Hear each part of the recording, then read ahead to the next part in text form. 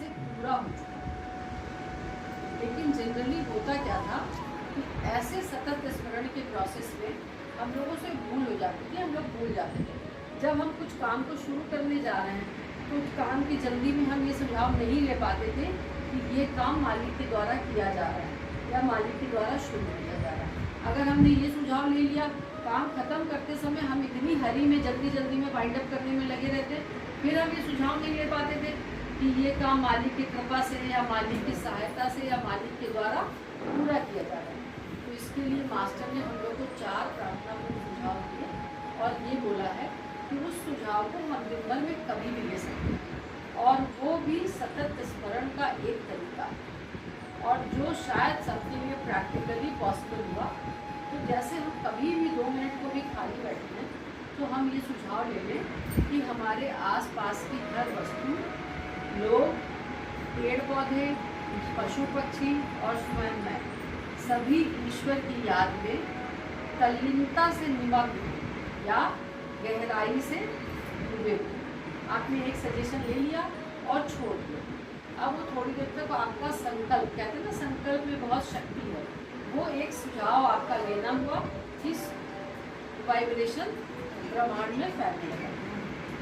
दूसरा सुझाव है कि हमारे सभी भाई बहनों में सही सोच, सही समझ और जीवन के प्रति ईमानदारी पूर्ण नजरिया विकसित हुआ।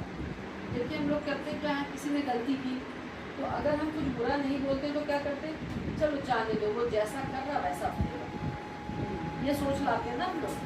अगर इसकी जगह पे उसी समय हम ये सोच लेते कि हमारे सभी भाई बहनों में सही सोच, सही समझ और जीवन के प्रति ईमानदारी पूर्ण नजरिया विकसित होगा, तो इससे 2 बातें होंगी। एक तो हमारे मन से सतत स्मरण का डिस्कनेक्शन नहीं होगा।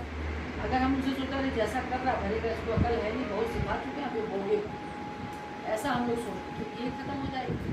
दूसरी चीज़, हम दूसरों के लिए भी एक संकल्प डाल करके सोसाइटी के अंदर वातावरण में छोड़ेंगे।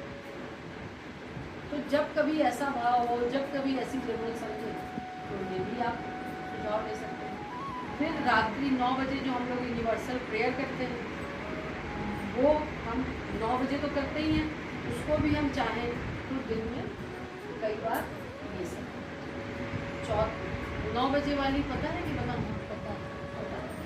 उसके बाद जो चौथा है वो ये है कि जिसको दिल में उस दिव्य के लिए तड़प, वो हमारे महान मालिक की ओर आकर्षित हो रहे हैं और उनकी कृपा उनको प्राप्त हो।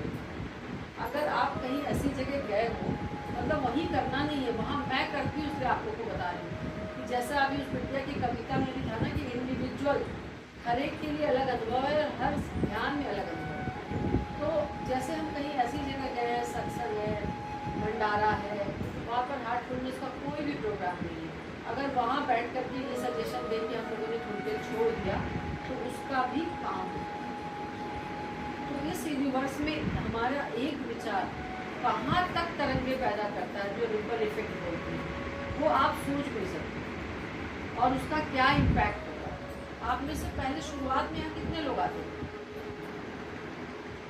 बताइए? शुरू में कितने लोग थे? 12-13। अभी कितने हो गए? 40 है आज। काफी।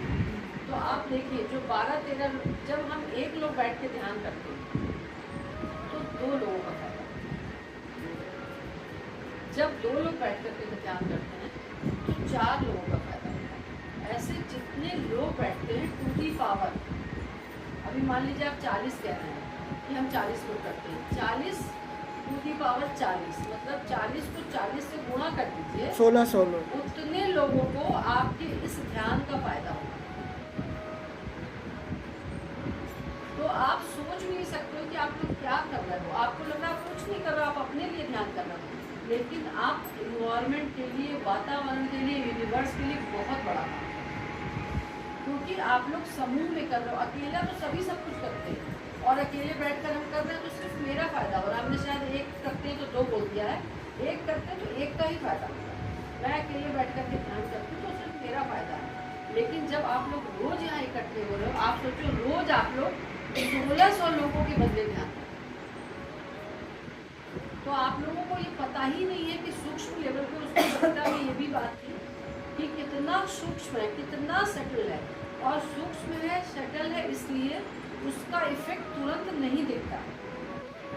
अभी मैंने आप लोगों से बोल दिया, आप में से कितने लोग विश्वास कर रहे हैं कि 1600 लोगों का आप लोग फायदा कर रहे हैं?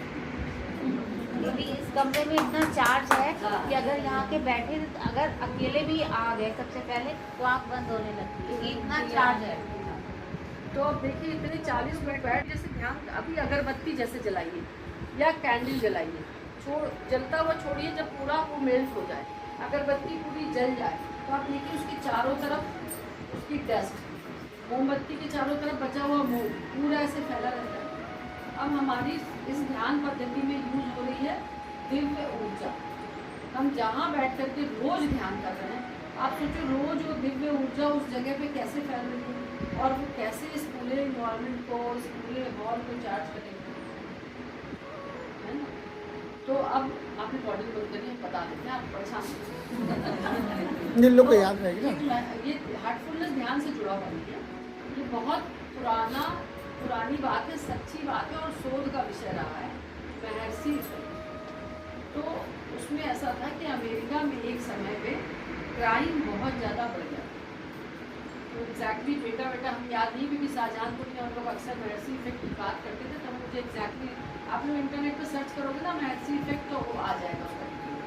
तो वहाँ पर ये हुआ कि जैसे इतना क्राइम बढ़ता जा रहा है तो इसके लिए क्या करना चाहिए। तो बहुत बड़े बड़े संत, ऋषि मुनि सबने ये सुझाव दिया कि वहाँ पर हम लोग आकर के ध्यान करें।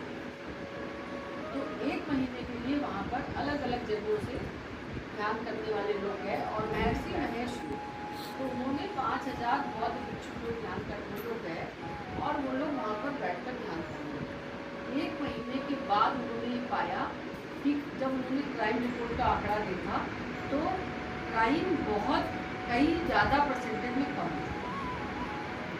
शायद मुझे लग रहा है 75% ऐसे।